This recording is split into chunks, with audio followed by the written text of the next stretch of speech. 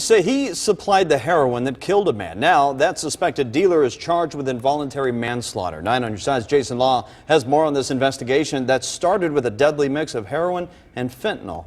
Yeah, Craig, you know, so many families want police to go after the dealers who supply their loved ones.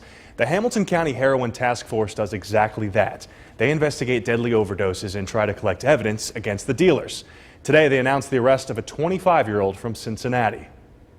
Investigators say he sold a deadly concoction of heroin and fentanyl. Vance Morgan is charged with involuntary manslaughter after police say he contributed to the death of Casey Fuel in October. The charges are the result of a 4-month-long investigation by the Hamilton County Heroin Task Force. What we do now is on a fatal heroin overdose, we treat that as like the crime scene that it is. Sergeant Michael Steers says the task force goes after the dealers that provide addicts that lethal dose. The people that were dying from these heroin overdoses, there was never any punishment. There was never any consequences for the people that were supplying the fatal heroin. Last year, the task force investigated 53 fatal overdoses.